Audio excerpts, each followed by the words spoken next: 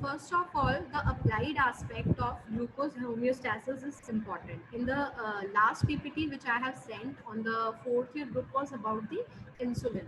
These knowing about the physiology of insulin and glucose is important because to understand the pathogenesis of diabetes mellitus, you should know first the normal. What is normal? Glucose, about the glucose, what is the importance, and about the secretion of insulin, how it is synthesized, how it is secreted, and what are the actions of insulin. It is important to know to understand the pathogenesis of diabetes mellitus. These things are important. So that's why I've taken up this topic. Okay. So homeostasis means the balance in the body, the balance of glucose in the body. Uh, in humans, the blood glucose is tightly regulated by homeostatic mechanisms and maintained within a narrow range. That means in glucose in blood, the glucose levels should be within a certain range. Like you all know about the investigations like fasting and postprandial. So the range should be from 70 till 200. To maintain the normal functioning of the body, the glucose should be maintained in this narrow range, right? And a balance is preserved between the entry of glucose into the circulation from the liver, supplemented by intestinal absorption after meals, and glucose uptake by peripheral tissues, particularly skeletal muscle.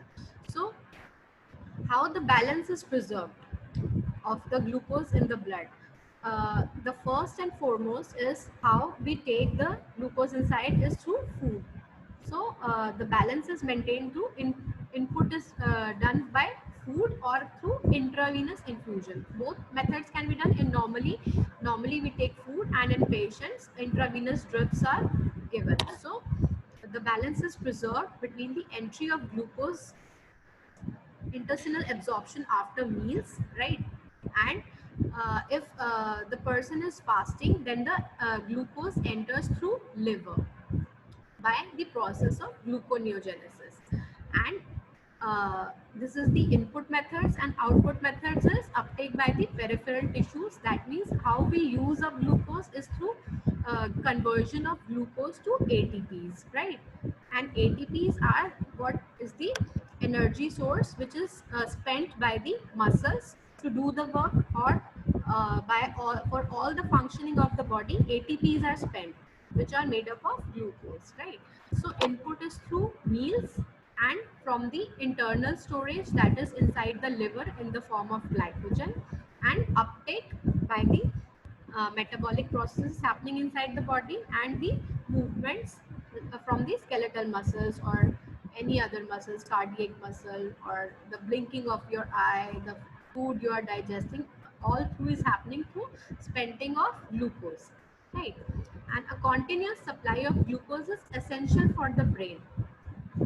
The glucose is very much essential for the brain to function properly. For the central nervous system, it is very much essential because the brain cannot store the glucose in the form of glycogen, as the liver can store the glucose in the form of glycogen, and the adipocytes, the fat cells, can store in the form of triglycerides, but the brain cannot store the energy, right? And it cannot oxidize free fatty acids. The blood brain barrier is impermeable to fatty acids, so it relies totally upon the glucose as its principal metabolic fuel. That means the principal metabolic fuel is the glucose for the brains. Like the other functions of the body can be done by oxidizing free fatty acids to ketone bodies. The ketone bodies can act as a second fuel. But the first number is glucose, right? So I think this slide is clear that glucose is important, and it is maintained in a very narrow range through homeostatic mechanisms. Not only by the liver, other things are also there which maintains, other organs also get involved, but mainly the liver stores the glucose in the form of glycogen. Right now, when the intestinal glucose absorption declines between the meals, right? After the meals, or when the food get digested, or after the sleep, when you are in fasting state, then what happens? The hepatic glucose output is increased. The stored energy is broken down. The glycogen is broken down in response to low insulin levels and increased levels of counter regulatory hormones like glucagon, adrenaline, etc. Right, when you are in fasting state, what happens? The glucose levels get down, right? So the insulin gets stimulated by the glucose. So when the glucose levels get down, the insulin levels will also be remain low. So what will happen now?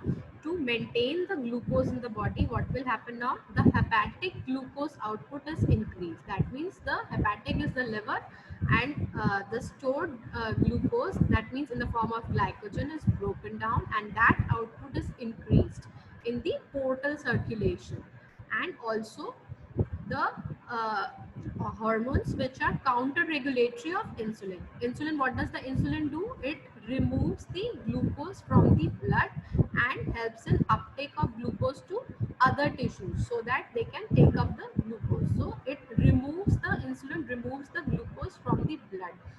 But other increased levels of counter-regulatory hormones, glucagon and adrenaline, what these two hormones do, they will increase the blood glucose levels in the blood, increase the glucose in the blood. These glucagon and adrenaline, these are stress hormones actually, right? So when the glucose and insulin levels get down, these hormones increase to uh, break down the stored glycogen and triglycerides so that the normal glucose levels are maintained, right? The liver produces glucose by the process of gluconeogenesis and glycogen breakdown. First, what happens in the liver? The already stored glycogen is broken down, and when it gets depleted, then the process of gluconeogenesis starts. Gluconeogenesis means gluco, it is made up of three words: gluco plus neo and genesis. Neo means new, and genesis. Normally what happens, that glucose is the byproduct of carbohydrates, right? It is the unit of carbohydrates. Complex carbohydrates get broken down to form glucose. But what the liver does here, liver is a very magical organ. So what it does, it produces glucose from new new things, like from proteins and from fatty acids, right? So it converts the amino acids or proteins into glucose and fatty acids into glucose. So the process is known as gluconeogenesis, right? So the first step is glycogen breakdown, and second step is gluconeogenesis to maintain the normal levels of glucose in the fasting state, right? And the main substrates for gluconeogenesis are glycerol and amino acids, right? The main substrates from which it gets converted to glucose, and that is glycerol gets converted to glucose and amino acids get converted to glucose, right? So it is a pictorial representation, right? This is through the mouth we get the food, and gets inside the intestines, from where the glucose is absorbed. The food is broken down, the carbs are broken down to form glucose, and proteins are broken down to form amino acids, right? And this glucose is uptake by muscles and fat cells. Adipose tissue is fat cells, and glucose is taken up by the muscles to do their activities, and the glucose is also stored inside the liver. uh, when the glucose gets absorbed through the intestines, it stimulates the pancreas, the beta cells of the pancreas, to secrete insulin, and this, in the presence of this insulin, the glucose is taken up by the muscles and transported by GLUT4, that is the glucose transporter. GLUT, GLUT. GLUT4 is the transporter of the glucose, which in the presence of insulin will help the muscles to take up the glucose so that it can be oxidized and converted to ATPs. Right? This plus and minus signs are: plus is that insulin is stimulating this process, and minus is that insulin is negating this process, suppressing this process. So when the glucose is there in the blood, right, then the insulin is also secreted, and what happens, the process of gluconeogenesis is suppressed. That means the insulin says to liver that there is enough of glucose in the blood, so we don't need the process of gluconeogenesis, right? So the insulin suppresses the process of gluconeogenesis, and it stimulates the storage of glucose in the form of glycogen, right? And it also stimulates the glycolysis. That means the oxidation of glucose to ATPs to do the process of metabolism, of fat metabolism, of carbohydrate metabolism, protein metabolism. So basically the insulin is an anabolic hormone. That means it helps in building the body. That means storage of glucose, storage of triglycerides. It helps in the glucose oxidizes and gives energy for the FFA, that is free fatty acids, and glycerol to store the fats in the form of triglycerides. And it suppresses the breakdown of fats, that is the lipolysis. It suppresses the, like you can see the minus sign here, that means the insulin is suppressing the reverse conversion of triglycerides to glycerol and fatty acids. That means it is promoting the fat deposition, and it is building up the muscles and suppressing the process of proteolysis, that is the breaking down of proteins from the muscles to form amino acids. So basically it is a anabolic hormone. What is anabolism? Is building up of the body, anabolism, and catabolism is breaking down, right? So it is clear that we get the glucose from the food, and when the fasting state happens, when the we don't get food, right, then what happens? Then the process of gluconeous, then all these processes get reversed, right? We see in the other slides. So in response to rise in blood glucose after meals, insulin is released, suppressing gluconeogenesis and promoting glycogen synthesis and storage, that we have done already. It promotes the peripheral uptake of glucose, particularly in skeletal muscles, and encourages storage as a muscle glycogen and protein synthesis, right? And it also promotes lipogenesis and suppresses lipolysis. That means what the insulin does, insulin क्या करता है body में, it stores the glucose in the liver in the form of glycogen, store कर लेता है glycogen की form में, ठीक है, और प्रोटियोलाइसिस को सप्रेस करता है, that means protein breakdown muscles से सप्रेस करता है, that means building up of the muscles, and also helps in storage of triglycerides, fats की डिपोजिशन में हेल्प करता है. So it also promotes lipogenesis and suppresses lipolysis. The release of intermediate metabolites including amino acids, 3-carbon intermediates in oxidation, and free fatty acids are also controlled by insulin, that we have seen in the slides. That it controls amino acids को भी control करता है, वो FFAs को control करता है, और oxidation products को control करता है. In the absence of insulin, what happens? We have done during fasting, these processes get reversed and favor gluconeogenesis in the liver from glycogen, glycerol, amino acids, and 3-carbon precursors. Right. So this is the summary. I will share the PPT after the class. So after meals, what happens? The blood insulin rise. This we have all done. This all we have done. So I will move on to, okay. See, this is the normal adult pancreas and contains about 1 million islets which are scattered through the exocrine parenchyma. The pancreas consists of two parts, exocrine part and endocrine part. Exocrine part is the part which helps in secreting the digestive hormones, right? And the endocrine part is what secretes the insulin.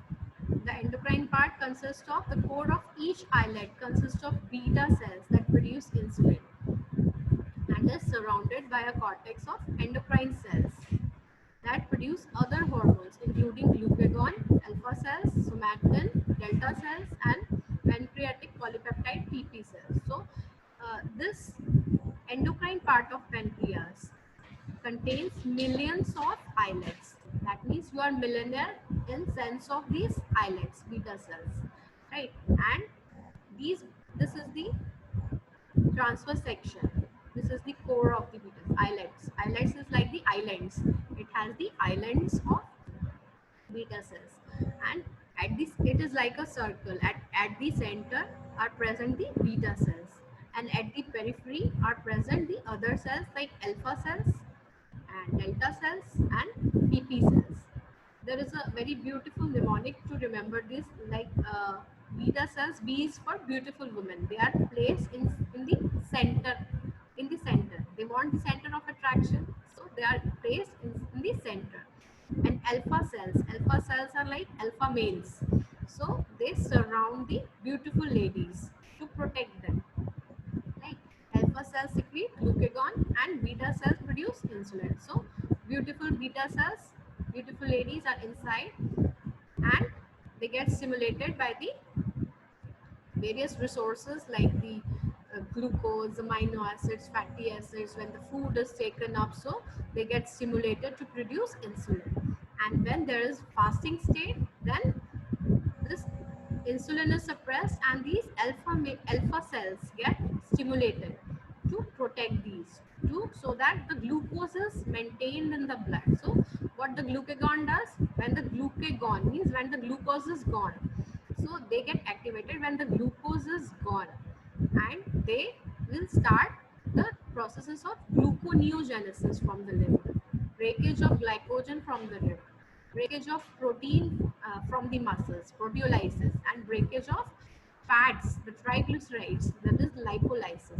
So what the alpha cells will do, what the alpha males will do when the glucose get down, these processes are activated. And somatostatin cells, somatostatin means soma means cells, and statin means to suppress. So somatostatin is a hormone which suppresses the activity of both insulin as well as glucagon.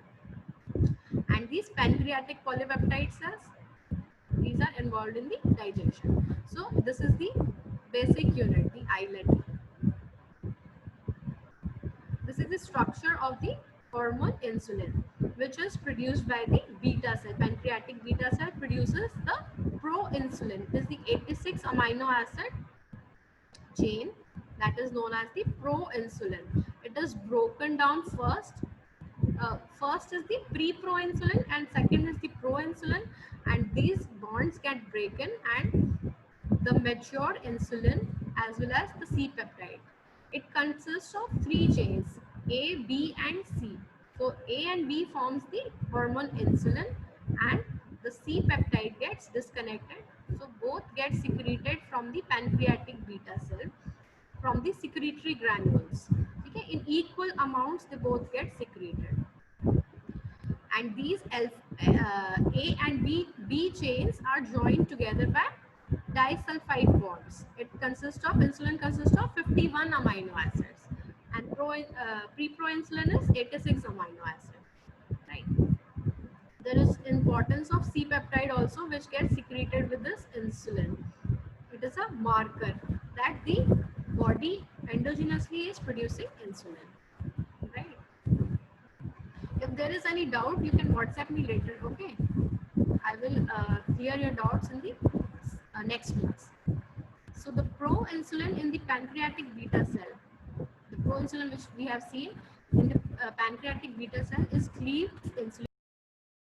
In the pancreatic beta cell is cleaved to release insulin and equimolar amounts of inert C peptide. Measurement of C peptide can be used to know the endogenous insulin secretory capacity. So the in equal parts insulin and C peptide are released, and C peptide से हम क्या पता कर सकते हैं कि insulin हमारी body से ही प्रोड्यूस हो रहा है कि exogenously somebody is taking up the insulin. Okay, if there is C peptide, that means the body is secreting insulin, right?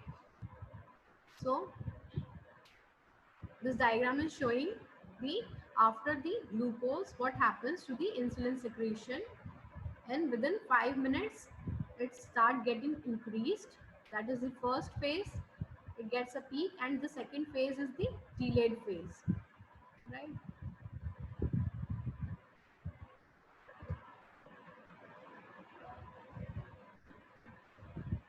So now we will move on to the pathogenesis. That's the etiology as well as the pathogenesis of diabetes mellitus. Diabetes mellitus, as you all know, is of two types: type 1 diabetes mellitus and type 2 diabetes mellitus. Right. Type 1 is in which there is beta cell failure or destruction of the beta cell so that no insulin can be produced. So it can be immune mediated, right? The autoimmunity can destroy the beta cells, and it can be idiopathic in which there could be no cause. And type 2 diabetes is due to insulin resistance. So insulin is secreted in the body, it is there in the body, but what happens that due to deposition of fats and certain other hormones with the adipocytes are secreting, what happens, the sensitivity of insulin is decreased so that the glucose can't be transported to the muscles or to the other cells. So the body thinks that there is deficiency of glucose, and all the signs and symptoms of uh, diabetes then happens. Because of that, the body thinks it is depleted of glucose, but there is increased hyperglycemia. So it is a relative deficiency of insulin, type 2 diabetes. And other specific types of diabetes are due to genetic defects of beta cell function, due to genetic defects of insulin action. It could be some genetic mutations in beta cell के function में कुछ genetic defects हो सकते हैं, insulin के action में कुछ problems हो सकती है due to genetic mutations. There could be some disease in the pancreas itself, like the inflammation, pancreatitis, or pancreatectomy due to some disease. The pancreas is removed, so there is no pancreas, no insulin, so there is diabetes. And there could be some neoplastic disease, some kind of tumor which suppresses the beta cells or destroys the beta cells, so it could be there due to that. Due to cystic fibrosis, in which the fibrosis happens and cyst develops. Hemochromatosis, in which there is deposition of iron in the pancreas, so it can lead to suppressed activity of beta cells. And fibrocalculous pancreatopathy, in which there is fibrosis as well as calcium deposits inside the pancreas, right? So, and it also be due to the diabetes can also be due to drug induced, that is your pseudo chronic according to your homeopathy, drug induced by corticosteroids. Corticosteroids are hormones, stress hormones, which increase the glucose in the blood, produce hyperglycemia, thiazide diuretics, and phenytoin. These drugs can induce diabetes mellitus. Prolonged usage of these drugs, and also viral infections. Some hypotheses are there that viral infections can produce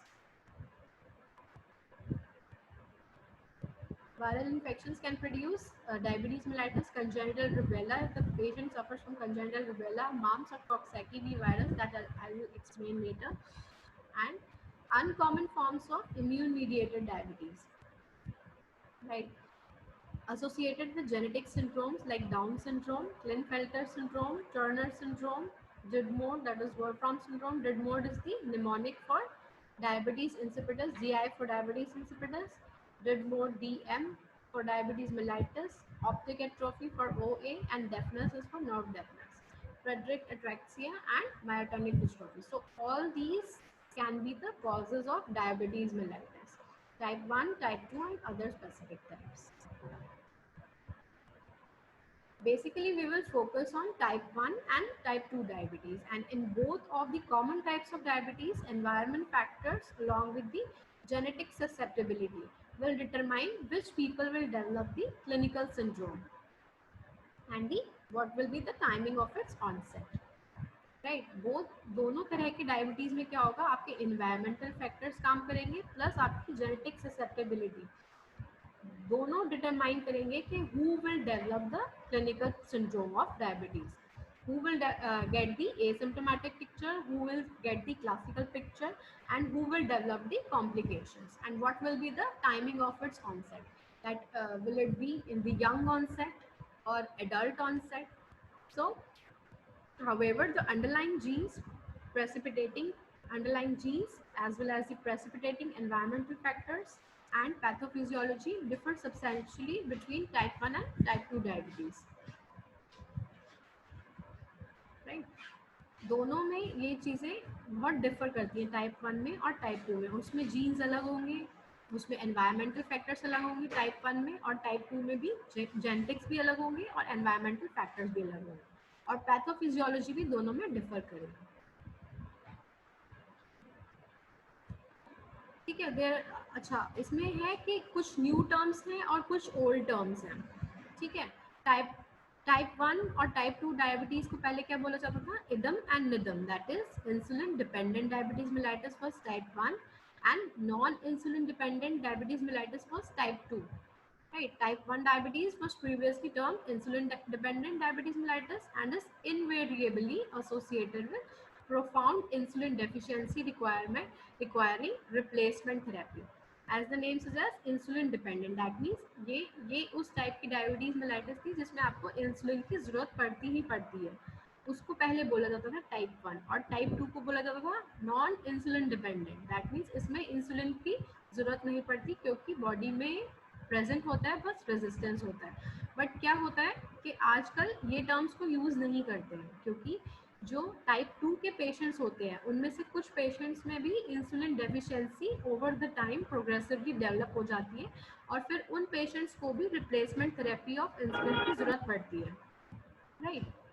इसलिए अब ये दोनों terms obsolete हो चुकी हैं और ये misnomers है, insulin dependent diabetes mellitus and non insulin dependent diabetes mellitus. They are misnomers. ठीक है. तो इनको टाइप 1 और type 2 better be called as type 1 and type 2. Now we will move on to pathology of type 1 diabetes mellitus. Type 1 में क्या होता है, it is a slowly progressive T cell mediated autoimmune disease. ठीक है. as we have discussed before कि immune mediated होता है but इसमें T cells involved होते हैं, और इसमें क्या होता है, destruction of insulin secreting cells in the pancreatic islets, that is the beta cells की destruction हो जाती है. ठीक है. और hyperglycemia accompanied by the classical symptoms of diabetes occurs only when 70 to 90% of beta cells have been destroyed. जो classical picture सामने आती है वो तभी सामने आती है जब 70 से 90% बीटा सेल्स डिस्ट्रॉय हो चुके होते हैं, तब वो टाइप 1 डायबिटीज की पिक्चर सामने आती है. ठीक है. इसकी पैथोलॉजिकल पिक्चर में प्री डायबिटिक पैंक्रियाज में क्या क्या कैरेक्टरिस्टिक्स होते हैं. फर्स्ट फेज होता है आपका insulitis, that is infiltration of islets with the mononuclear cells. Itis means the deposition of inflammatory cells. Infiltration of islets, beta cells of islets with mononuclear cells containing activated macrophages, helper cytotoxic and suppressor T lymphocytes and natural killer cells and beta lymphocytes. ये सारे cells deposit हो जाते हैं. Initial patchiness of this lesion with until a very late stage में क्या होता है, lobules containing heavily infiltrated islets seen adjacent to the unaffected lobules. इसमें क्या होता है, पैचेस बन जाते हैं जिसमें ये सेल्स प्रेजेंट होते हैं, कुछ कुछ पैचेस में ये प्रेजेंट होते हैं और ये डिस्ट्रॉय करना स्टार्ट कर देते हैं आपके बीटा सेल्स को. The striking beta cell specificity of the destructive process with the glucagon and other hormone secreting cells in the islets invariably remaining intact. इसमें क्या होता है, ये जो T cells होते हैं ये सिर्फ बीटा सेल्स को ही डिस्ट्रॉय करते हैं और अल्फा सेल्स डेल्टा सेल्स उनको डिस्ट्रॉय नहीं करते, जिससे कि ग्लूकागॉन आपका नॉर्मल क्वांटिटीज में बना रहता है. ठीक है. This is the normal islet. Histology है ये नॉर्मल आइलेट की. इंसुलाइटिस में क्या हो गया, पैचेस बन गए हैं these पैचेस बन गए और फिर लेटर क्या होने लग गया, प्रोग्रेसिवली बीटा सेल का डिस्ट्रक्शन होने लग गया। ठीक है, ये आपका क्या है, जेनेटिकली ससेप्टेबल है प्लस एनवायरमेंटल ट्रिगर्स आ गए आपके। ठीक है, जेनेटिक ससेप्टेबिलिटी तो होगी ही होगी, दैट इज योर सोरा, जेनेटिक ससेप्टेबिलिटी होगी, उसमें एनवायरमेंटल फैक्टर्स ट्रिगर करेंगे तो क्या होंगे, इन्फ्लेमेटरी सेल इन्फिल्ट्रेशन हो जाएंगे, antibody mediated beta cell destruction, auto antibodies present in the blood. फिर क्या होगा, loss of first phase insulin secretion, impaired glucose tolerance. First phase में क्या होगा, ये जैसे बीटा सेल्स डिस्ट्रॉय होना स्टार्ट करेंगे तो आपकी इंसुलिन सिक्रीशन थोड़ी डिक्रीज होगी, तो impaired glucose tolerance, that is ये mild hyperglycaemia, that is called as impaired glucose tolerance. And later जब 70 से 90% तक डिस्ट्रॉय हो जाएंगे तो आपकी ओवर डायबिटीज की पिक्चर आ जाएगी। ठीक है, these islet cell antibodies can be detected before the clinical development of type 1 diabetes.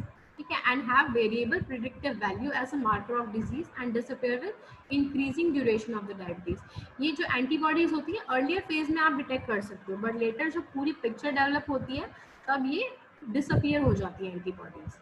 ठीक है, at present these antibodies are not suitable for screening or diagnostic purposes, but GAD, that is the glutamic acid decarboxylase antibodies, ये antibodies होती है जो destroy करती है, may have role in identifying late onset type 1 diabetes in middle aged people. तो जिनकी family history होती है टाइप 1 की, वो लोग ये करा के देख सकते हैं, अगर उनकी पिक्चर डेवलप नहीं भी हुई है तो ये करा के देख सकते हैं टू आइडेंटिफाई कि लेट ऑनसेट आपको टाइप 1 डायबिटीज हो सकता है या नहीं हो सकता है। Later latent autoimmune diabetes in the adults, that is known as LADA, in whom type 2 diabetes might otherwise be suspected. ठीक है, जिनमें सस्पेक्ट कर रहे हैं कि एडल्ट्स में कि टाइप 2 हो सकती है पर उनमें टाइप 1 होती है, राइट।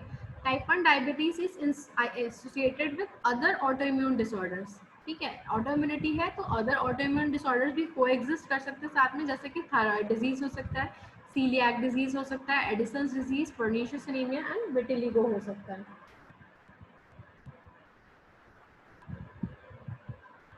ठीक है, फिर जेनेटिक प्रीडिस्पोजिशन होती है, मैंने बताया था कि जीन्स इन्वॉल्व होते हैं जो कि पॉलीजेनिक होते हैं। इसमें मेन जो जीन है आपका ह्यूमन ल्यूकोसाइड एंटीजन है, HLA जीन, जो कि शॉर्ट आर्म ऑफ क्रोमोसोम 6 पे लोकेटेड होता है। इसका नाम क्या होता है, IDM1।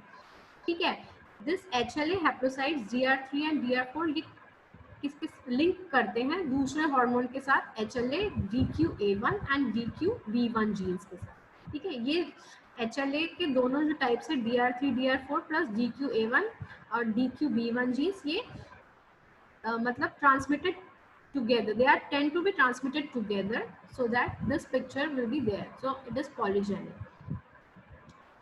और ये क्या करते हैं, HLA class 2 genes code for proteins on the surface of cells which present foreign and self antigens to T lymphocytes. ये HLA genes क्या होते हैं, ये cells के surface पे present करते हैं जो कि antigens present करते हैं antibodies को, और अगर इनकी ही mutation हो जाए HLA genes की तो ये क्या करते हैं, defective presentation of these auto antigens will cause the autoimmunity, फिर autoimmunity होनी start हो जाए। This is the risk of developing type 1 diabetes in an individual who has first degree relative with type 1. ये परसेंटेज दी हुई है कि कितना percentage risk है, अगर आपके किसी रिलेटिव को है, अगर आइडेंटिकल ट्विन है तो 35%, नॉन आइडेंटिकल ट्विन है 20%, HLA आइडेंटिकल सिबलिंग है 16%, like father, mother and both parents. So there is a risk if you have a family history. Environmental factors main क्या होते हैं, इसमें मेन है हाइजीन हाइपोथेसिस, जिसमें जिन बच्चों को reduce exposure to microorganisms होता है अर्ली चाइल्डहुड, उनका इम्यून सिस्टम जो होता है वो मैच्योर नहीं हो पाता है, जिस वजह से वो ससेप्टेबल हो जाते हैं ऑटोइम्यून डिजीज के लिए। इसको कहते हैं हाइजीन हाइपोथेसिस। ठीक है, और क्या है, viral infections which we I have discussed before. कुछ वायरसेस होते हैं जो कि साइटोपैथिक होते हैं और ऑटोइम्यून डैमेज कर देते हैं बीटा सेल्स के, जो कि कौन से वायरसेस होते हैं, mumps, Coxsackie B4, retrovirus, rubella in vitro, cytomegalovirus and Epstein-Barr virus. So there is hygiene therapy, hygiene hypothesis of type 1 diabetes and viral hypothesis. इसके साथ साथ क्या डाइटरी फैक्टर्स भी होते हैं। बोवीन सीरम एल्ब्यूमिन, एक गाय के दूध में बोवीन सीरम एल्ब्यूमिन होता है, जिन बच्चों को शुरू में ब्रेस्ट फेड नहीं किया जाता और गाय का दूध दिया जाता है, उनमें ये टाइप 1 डायबिटीज हो सकती है। ठीक है, BSA एक प्रोटीन होता है which may cross the neonatal gut and raise the antibodies which because of the close homology between BSA and heat shock protein expressed by beta cells could cross react with and cause damage to beta cell components. Right. I will complete this type 1 and type 2 I will take up in the next class. Okay. And dietary factors में और क्या होते हैं, various नाइट्रोमीन्स होते हैं found in smoked and cured meets. ठीक है, कुछ नाइट्रोमीन्स प्रेजेंट होते हैं स्मोक्ड मीट्स में और क्योर्ड मीट्स में मीट्स जिनको एंटीबायोटिक्स दी जाती है उनको क्योर करने के लिए so that they can be taken as a food. And coffee have been proposed as potentially diabetogenic toxins. ठीक है, ये तो हो गए आपके डाइटरी फैक्टर जिसमें कि BSA हो गया आपका हाइजीन हाइपोथेसिस वायरल। ठीक है, और नाइट्रोजनीज coffee, stress is also one factor. This is the metabolic disturbance of type 1. Lack of insulin will cause decreased anabolism, right? As insulin is an anabolic hormone, so lack of insulin will cause decreased anabolism and increased catabolism. So all the processes of breakdown will increase, that is glycogenolysis, gluconeogenesis will increase, lipolysis will increase, right? Hyperketonemia will the liver will start producing ketone bodies, so diabetic ketoacidosis will happen, and what will happen, hyperglycemia हो जाएगा, blood glucose बढ़ जाएगा जिसकी वजह से fatigue होगा, ग्लाइकोजुरिया होगा, glucose urine से निकलने की कोशिश करेगा जिसकी वजह से इन्फेक्शन होंगे UTI में। ठीक है, ऑस्मोटिक डायलिसिस की वजह से पॉलीयूरिया पॉलीडिप्सिया होगा, सॉल्ट एंड वाटर डिप्लीशन की वजह से आपको टैकीकार्डिया एंड हाइपोटेंशन हो सकता है, एंड बोथ में predispose the patients two comma and death, right.